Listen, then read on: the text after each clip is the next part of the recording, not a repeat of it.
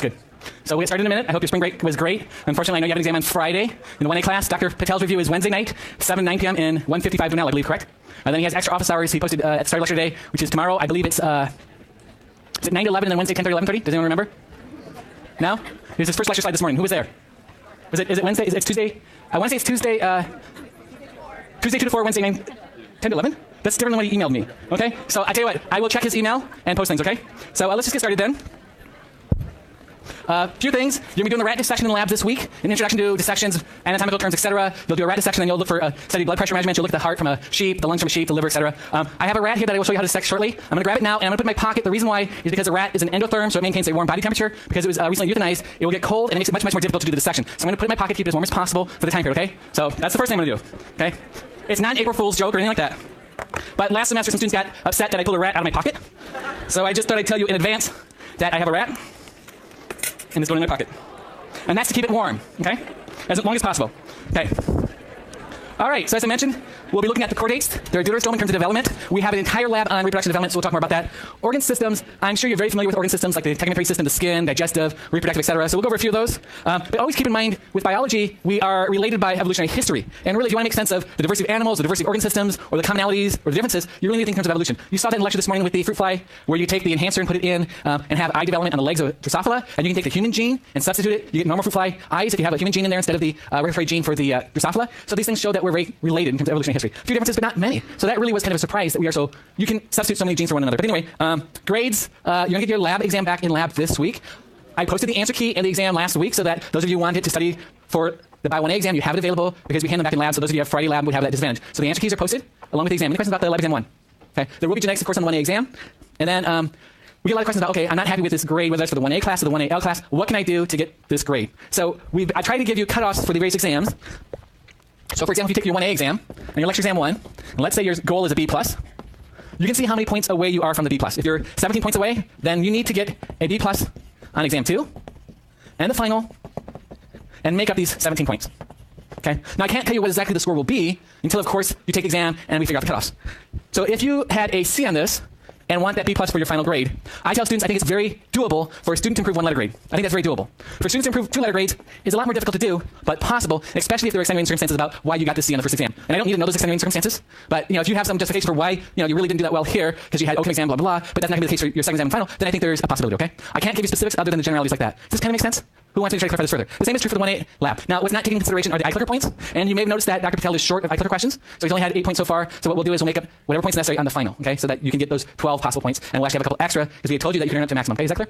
So we're trying not to take those points away from you, it just hasn't happened, so I can make it up for it on the final. All right, so what happens for the lab grades? We mentioned this before. All students took lab exam 1. The same one, all students will take the same lab exam 2. But what varies are those quizzes. And we take the top 10, right? So we'll drop the lowest. That's worth 50 points. And I know that some GSIs write harder quizzes, are harder graded than other GSIs. And so if you're in that section, you feel like you're being cheated. And if you're in the section that the quizzes are really easy, you feel like you had a gift from above, right?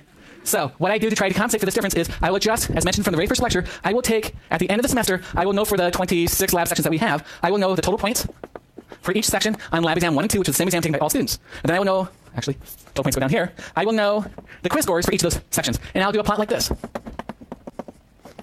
And maybe there's, one of the GSIs who these students feel like they're being cheated, and then here's this. I will take and make a best fit line, and then I will adjust this best fit line up to effectively the easiest of those sections, adding points as necessary to get this curve to be fair for all sections. Does that make sense? I think this is the fairest way to do this, okay? So that having been said, I'm going to show you the next slide, which usually lists a lot of modes, and that is the rankings of the sections. And instantly what happens is students who are in the sections that did relatively poorly versus others will say, I'm being penalized by my students, my fellow students, etc. Students in these sections can still get A pluses, okay? I would expect an A+ student would do that much better than here. The one potential problem is if the GSI quizzes aren't hard enough so that everyone's getting 4.5, that's a problem because the A+ student can't stand out. So I've talked to the GSIs about having averages that would allow the really good students to stand out from the other students, okay? So now comes this slide. I'll give you a moment to look at this. And then, there it is. You can look. That's by section. That's the average, the rank, and GSI name. Rank goes from 1 to 25. We have 25 labs.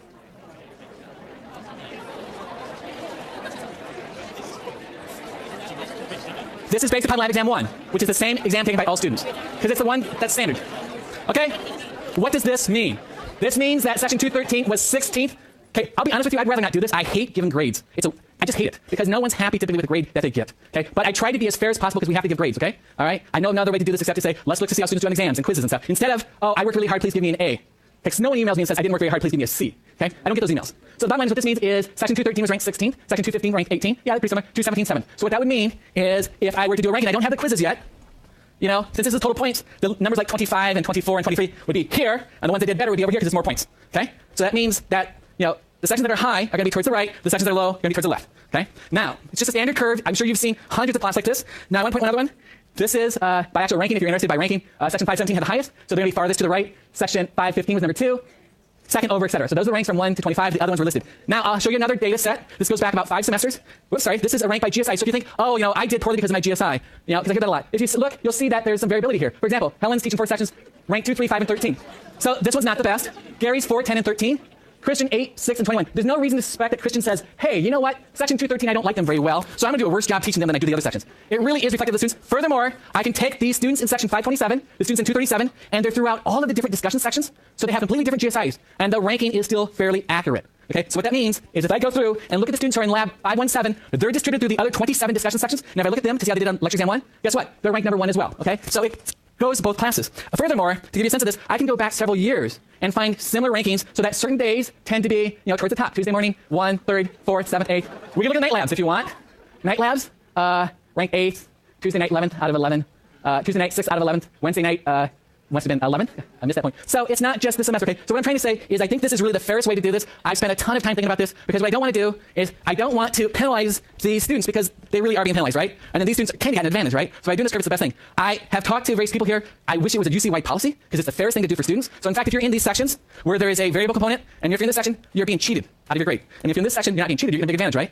So there's this incentive for people to get really high grades on these things, which is why some classes automatically adjust and say every section gets a 90% average, but it's not reflective of how they actually do by sections, okay? So in fact, I have talked to several people here. Chemistry would like to do this, but they probably won't because it just takes too much effort. It's a lot of time to do this. I spent about 30 hours going through the statistics to do this, but again, I think it's the fairest thing to do. Anyway, that's it. No more grade stuff unless you have a quick question. No questions? Okay, all right, so timeline. You should be somewhat familiar with this. Formation of the universe about 14 billion years ago. Earth formed about 5, took about 1 billion years for the first life. Of course, this first life would have been prokaryotic. About 1 billion years ago, split fungi, first animals, 800 million years. And most of the phyla we look at will be 550 million years ago. So if on the lab exam you're asked when did the cnidarians appear, you're probably safe to say around 550 million years, okay? Because most of the phyla that we look at will evolve around that time, okay? And remember the cladogram that shows branch points? This is not the cladogram, that's that wire. This is the cladogram here, though. So remember, this is a common ancestor for this 2 branch points, and then this is a common ancestor for these 2 branch points. And on the lab exam, I definitely will have cladograms like this. I'll have images of race organisms, and I may ask you, put these organisms on the respective place in the cladogram. So then you'll have to write the group, things like that, okay? And you've seen this before, where we talk about, you know, domains, the 3 domains, talk about kingdom Animalia within the eukaryotes, and then the phylum, class, order, family, genus, species. We will occasionally talk about classes, but it's probably easier, although harder to wrap your mind around it, to just talk about groupings. So when I talk about a group, I'm not going to necessarily specify that it's at the class level or the family level. Just remember the rankings within, okay? So that you don't have to think about, okay, so crustacean, is it a subphylum, or is it a superclass, or is it an infraclass, or metaclass like that? Just think about the rankings. So we'll go over that. I think that'll make more sense as we go through things, okay? So some features of animals, they're heterotrophic, meaning they obtain energy from other organisms. Multicellular, eukaryotic, no cell walls. What's really unique to them is they have this protein collagen. If you find that protein, it's animal derived, and they have muscle cells and nerve cells, okay? So here's sort of what I'm referring to, those branch diagrams like this. All these are at the level of the phylum level. So nematodes, arthropods, annelids, mollusks, rotifers. We will definitely look at arthropods. We'll look at annelids. We'll look at mollusks. We'll look at platyhelminthes. That's what these arrows mean. Groups we'll look at. Chordates this week in terms of the rat.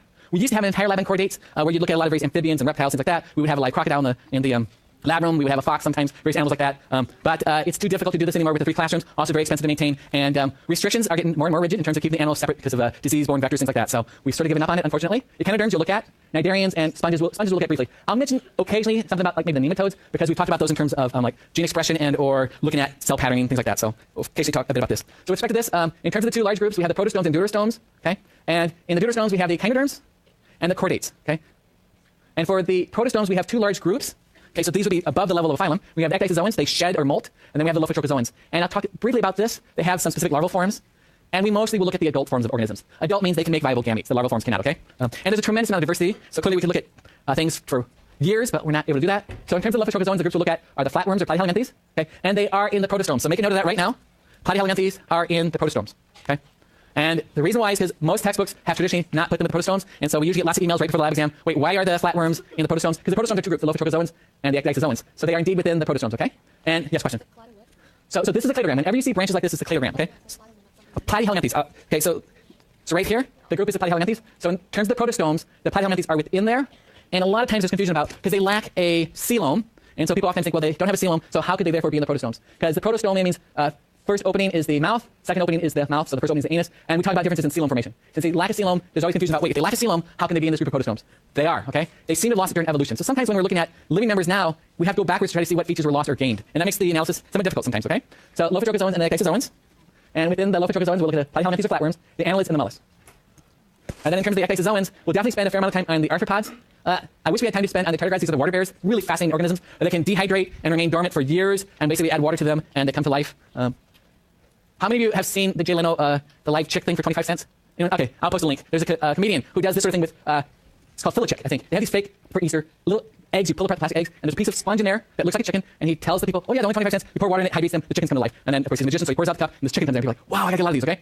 These things can actually do that. They can be desiccated for years, add water, they come back to life, resume metabolism. It's not that they weren't alive, they just have very low metabolism. With the chickens, he actually says, hey, just after a couple hours they dehydrate, you put them back in the plastic egg, add water again, they come back to life. It doesn't quite work that way typically. Okay? Anyway, probably won't talk much about these, but these are the velvet worms, pretty cool. The nematodes, occasionally we have students who actually have done a lot of research on nematodes. They're a great organism used for molecular biology because you can study the fate development of every cell from the first cell to the last 959th cell. You can trace exactly what lineage they'll do, give rise to. Okay, in terms of the various things like this, think about various features that we see. So in terms of true tissues, we'll see those in the cnidarians and all the groups to the right. So when you see a branch point like this means everything to the right in this clade has true tissues. Everything right here is bilateral symmetry, okay?